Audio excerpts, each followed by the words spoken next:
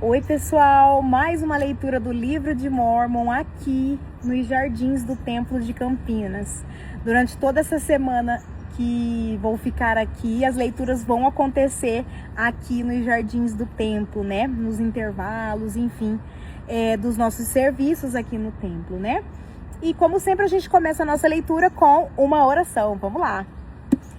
Amado Pai Celestial, obrigada, Senhor, por essa oportunidade de mais uma vez estarmos aqui na internet, lendo, Senhor, essa obra tão maravilhosa, restaurada, traduzida para os nossos últimos dias. Por favor, Senhor, nos abençoe com o seu Santo Espírito. É o que oramos em nome de Jesus Cristo. Amém. Vamos continuar nossa leitura no capítulo 18.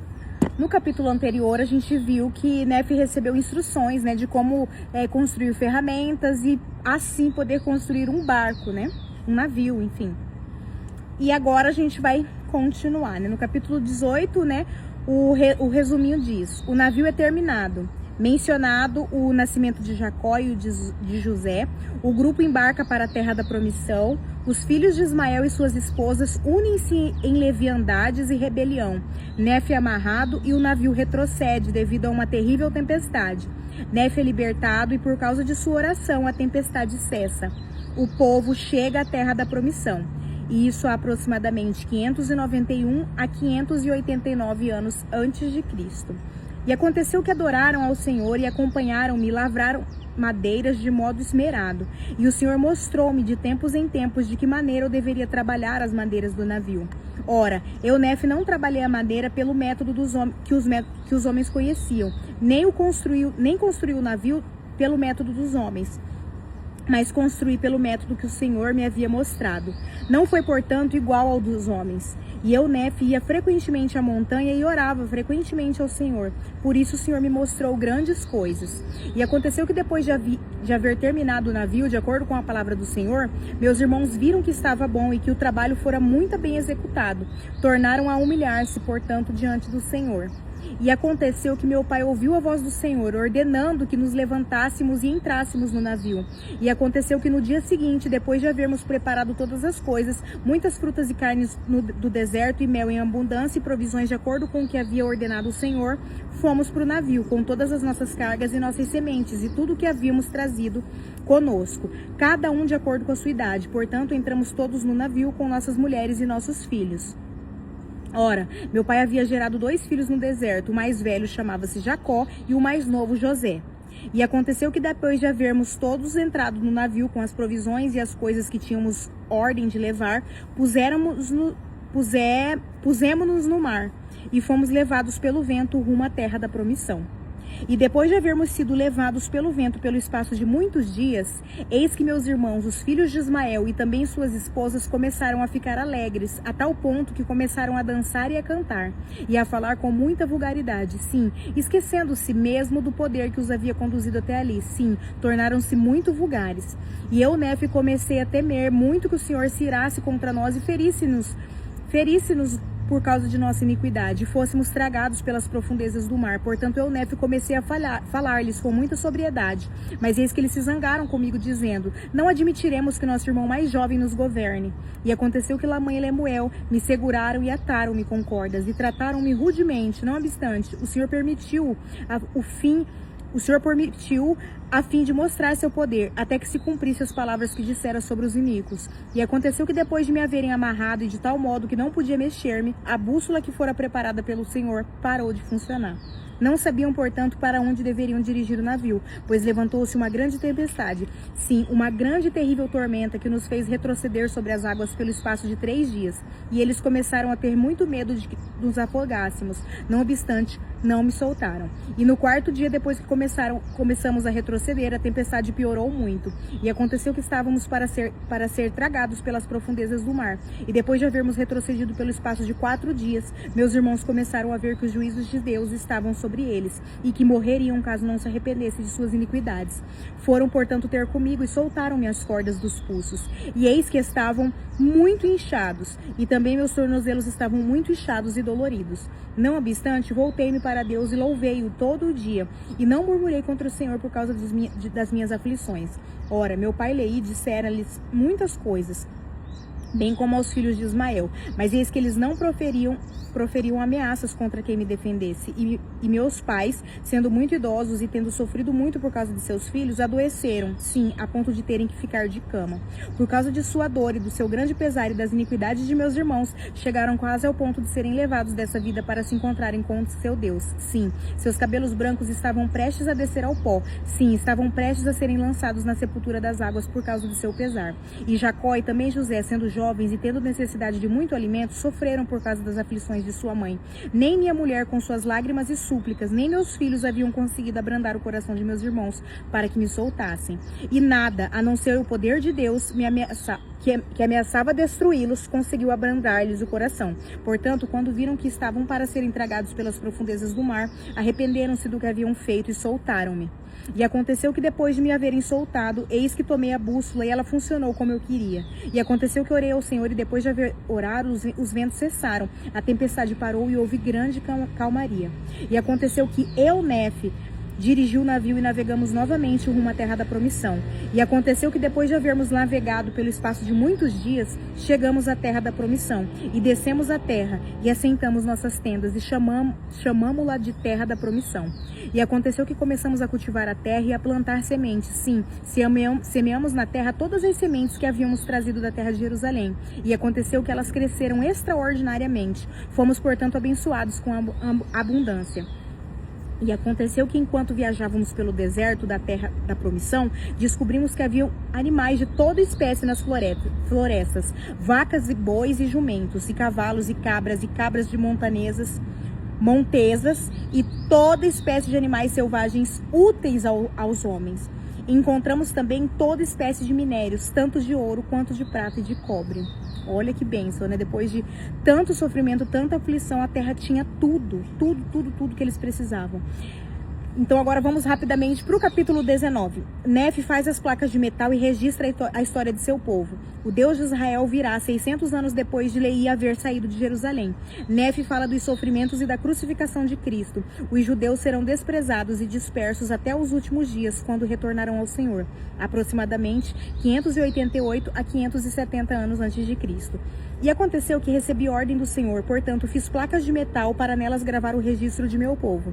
E nas placas que fiz, gravei o registro de meu pai, assim como de nossas jornadas pelo deserto, e as profecias de meu pai, e gravei também muitas de minhas próprias profecias. E eu não sabia quando as fiz que o Senhor me mandaria fazer essas placas. Portanto, o registro de meu pai e a genealogia de seus pais e a maior parte dos acontecimentos no deserto estão gravados nas primeiras placas de que falei. Portanto, as coisas que aconteceram antes de eu fazer essas placas são, na verdade, mencionadas mais detalhadamente nas primeiras placas.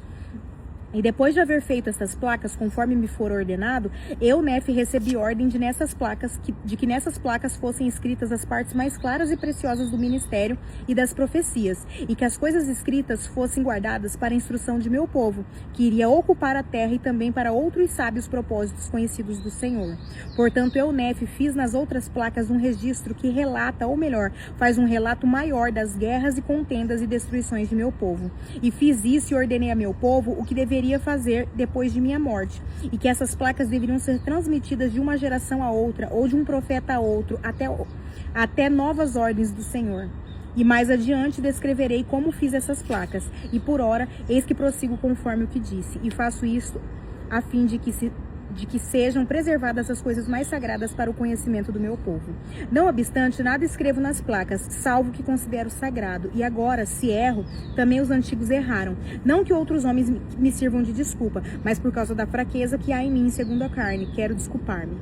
Pois as coisas que consideram de grande valor, tanto para o corpo quanto para a alma, outros não lhes dão valor, e pisoteiam-nas, sim. Até mesmo o próprio Deus de Israel é pisoteado pelos homens. Digo pisoteado, mas deveria usar outros termos. Não lhe dão valor algum, e não escutam a voz de seus conselhos. E eis que ele vem, segundo as palavras do anjo, 600 anos depois de meu pai haver saído de Jerusalém, e o mundo, devido à iniquidade, julgá-lo-á como uma sem valor, como uma coisa sem valor. Portanto, o açoitam e ele suporta-o, e ferem-no e ele suporta-o. Sim, cospem nele e ele suporta-o por causa de sua amorosa bondade e longanimidade para com os filhos dos homens.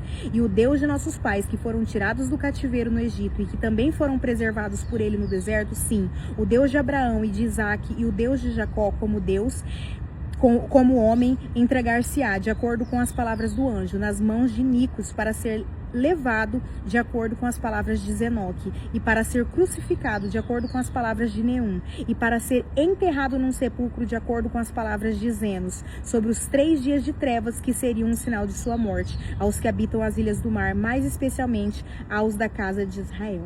Porque assim falou o profeta: o Senhor Deus certamente visitará toda a casa de Israel naquele dia, uns com sua voz, por causa de sua retidão, para sua grande alegria e salvação, e outros com os trovões e os relâmpagos de seu poder, com tempestades, com fogo, com fumaça e vapor de trevas, com o abrir-se da terra e com montanhas que serão elevadas.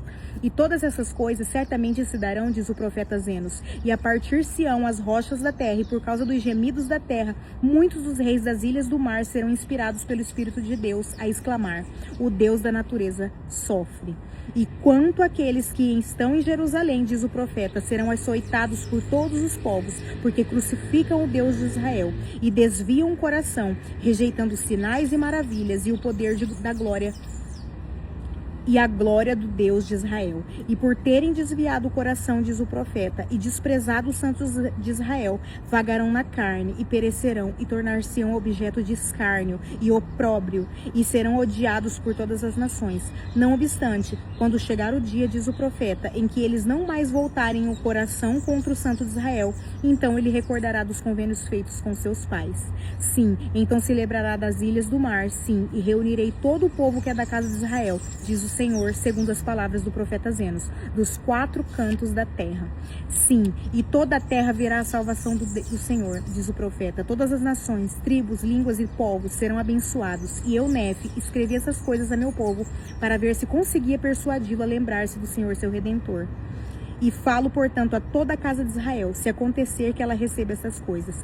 Pois eis que se comove o meu espírito pelos que ficaram em Jerusalém, o que me aflige tanto que